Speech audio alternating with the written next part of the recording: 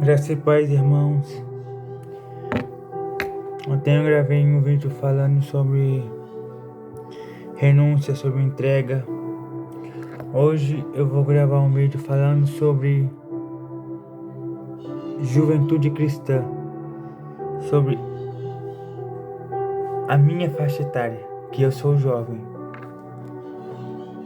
Essa palavra quem deixou para nós através de João, em sua primeira carta,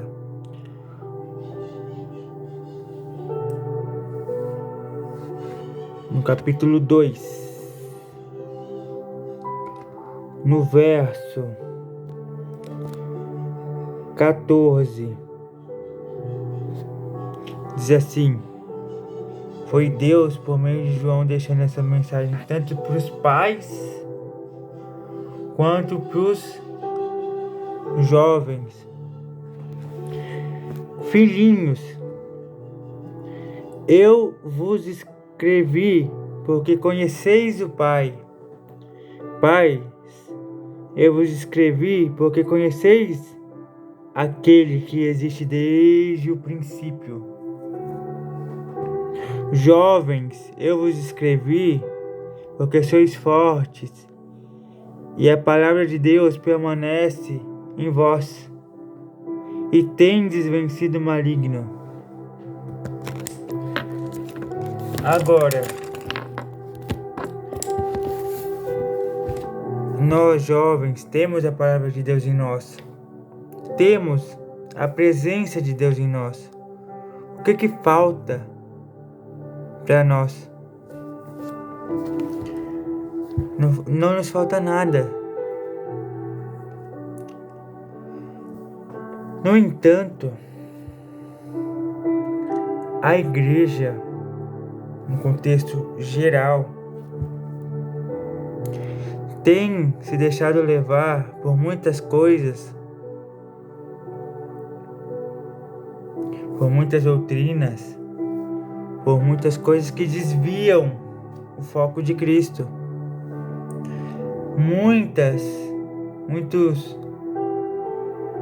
Muitos pastores, muitas igrejas têm tomado o rumo do liberalismo teológico.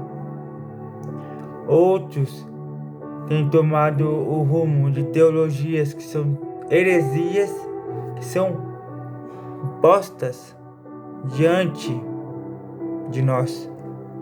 E por que caímos? Porque nós não nos dedicamos ao estudo da palavra. Por isso que o jovem não tem ficado na igreja. Porque o jovem ele não tem sido doutrinado na palavra.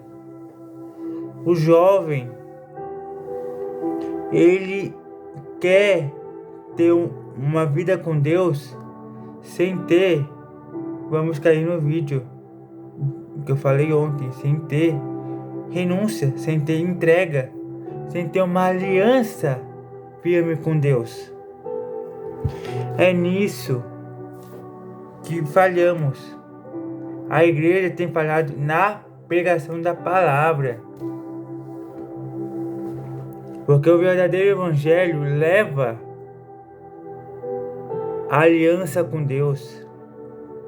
Teologias humanistas que se infiltraram nas igrejas têm tirado a soberania de Deus e colocado o homem no centro do evangelho.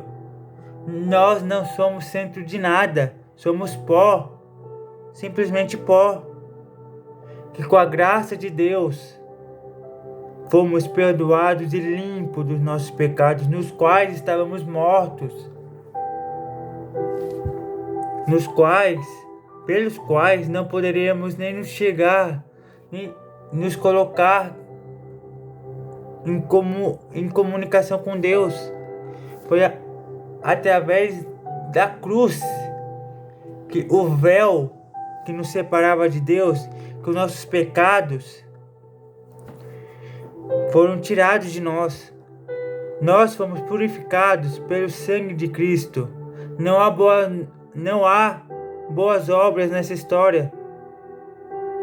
Não somos purificados por orar, jejuar. Não somos purificados por... Não somos salvos das nossas transgressões e culpas diante de Deus. Não somos justificados, né, por estas coisas. Essas coisas que fazemos são fruto da regeneração que Cristo, através do sacrifício na cruz, fez em nós, com o trabalho do Espírito Santo, abrindo nossos olhos pro pecado,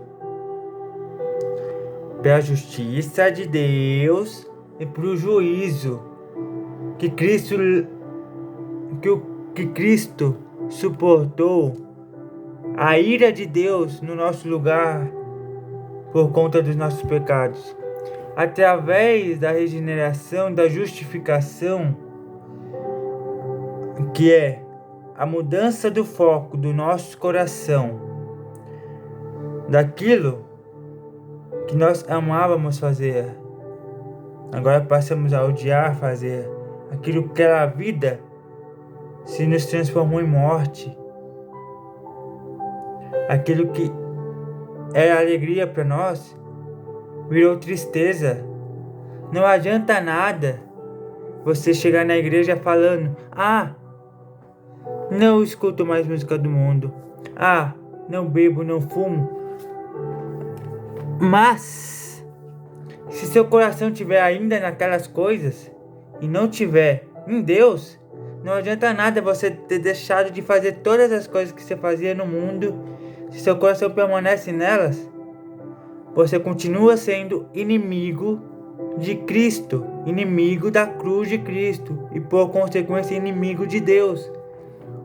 Não é deixar de fazer certas coisas ou fazer certas coisas que vai te salvar. Não. O que te salvará é você se colocar diante de Deus em oração, em humilhação e clamar: Senhor, sei que sou miserável pecador, digno da tua condenação, mas que pela tua graça eu fui salvo. Por isso o Senhor me permitiu viver uma vida de santidade. Nossa vida começa, passa e termina em Deus. Tudo é por meio da graça de Deus. Nada é por meio das nossas boas obras. Porque nossas boas obras, separadas de Cristo, como diz Isaías, são como trapos de imundícia. Deus não tem em conta as vezes que somos religiosos e jejuamos, não por querer crescer em comunhão com Deus, mas para mostrar para comparar nossa espiritualidade com a espiritualidade do próximo, para fazer como o fariseu da parábola da oração do fariseu e publicano: ó Senhor, eu jejuo, eu dou meu dízimo e tal,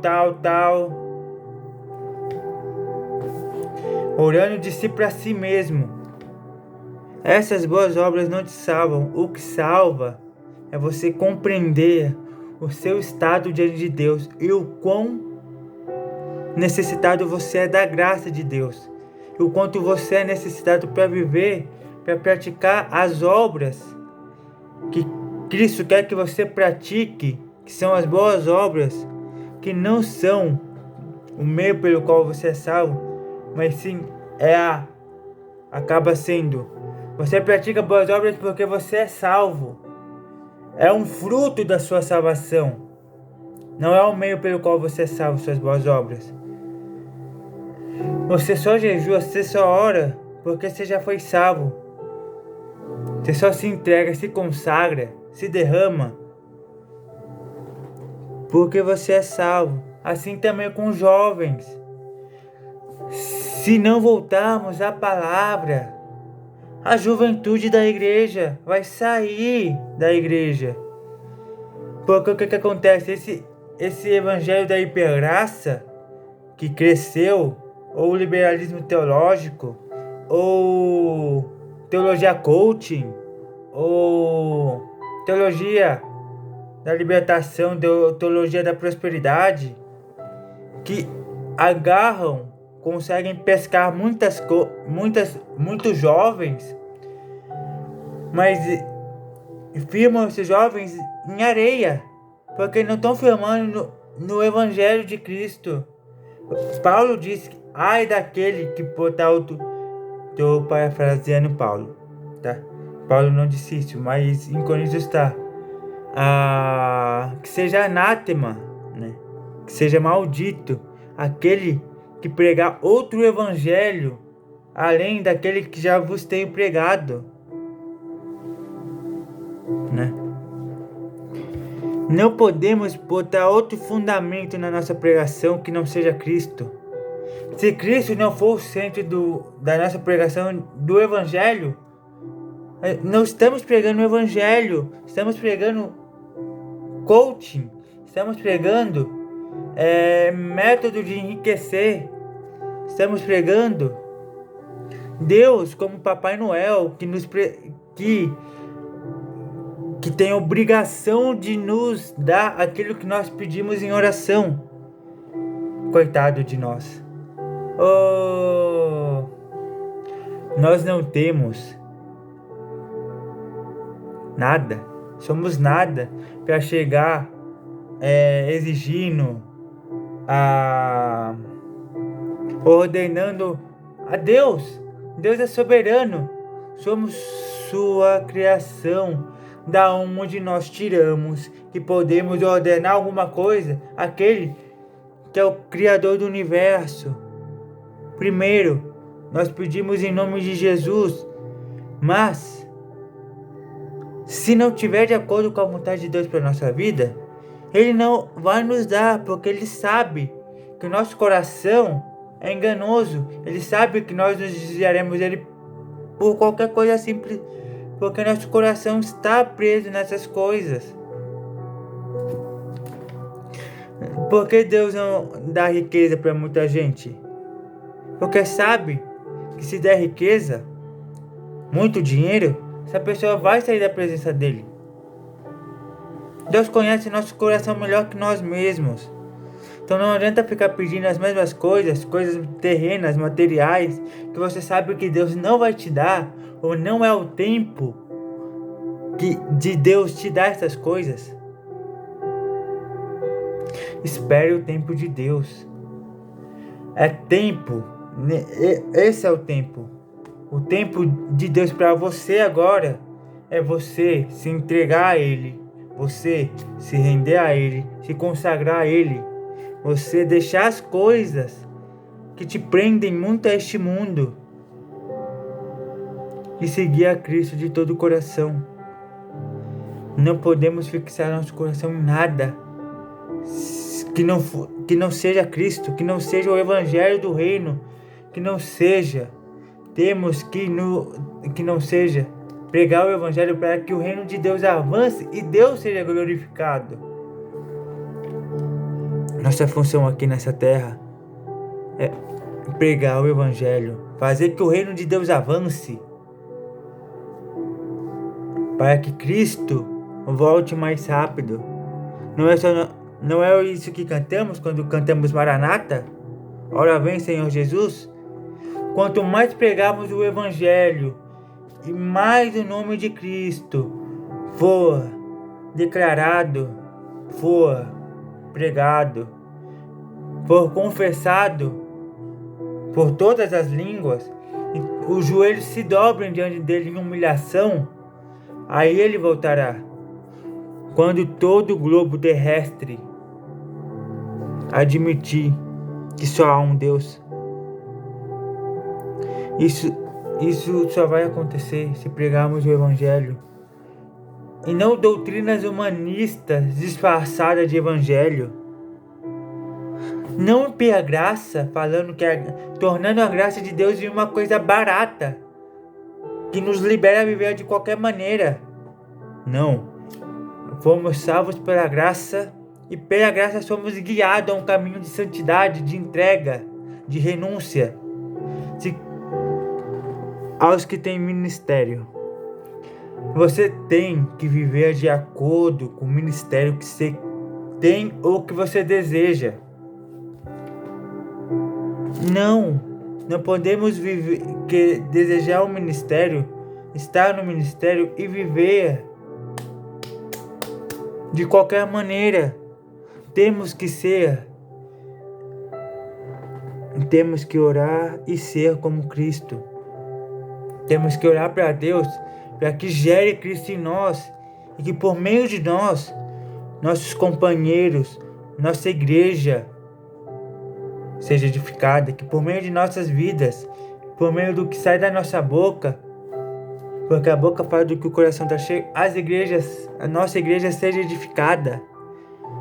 Aqueles que estão ao nosso redor sejam edificados.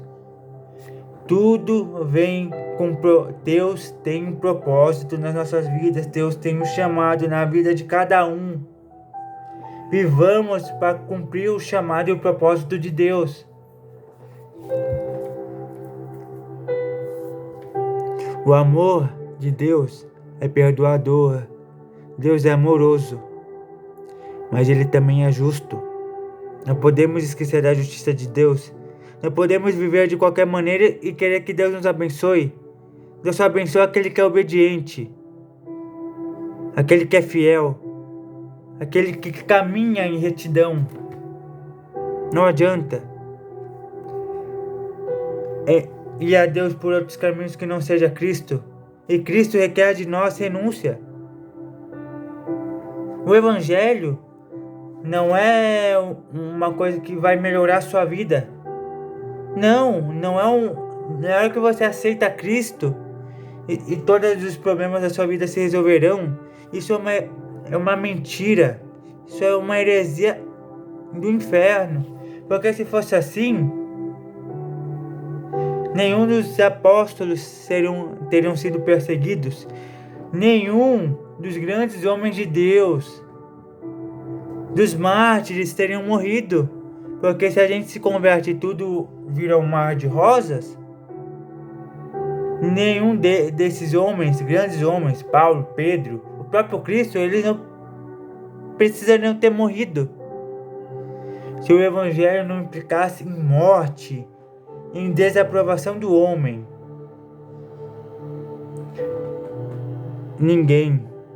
o Evangelho nunca teria chegado o Evangelho puro e pleno, verdadeiro, poderoso para a transformação e para a salvação, nunca teria chegado diante de nós. Nunca. Portanto, toda vez que você quer a aprovação do homem, você está ganhando, sabe o quê? A desaprovação de Deus. Toda vez que você perverte o Evangelho para pregar de uma maneira mais fofinha o Evangelho, para falar que a vida das pessoas vai melhorar quando aceitarem a Cristo, você está se tornando aquele que dizia em Apocalipse que vai ser julgado, porque está adicionando coisas que a Bíblia não fala.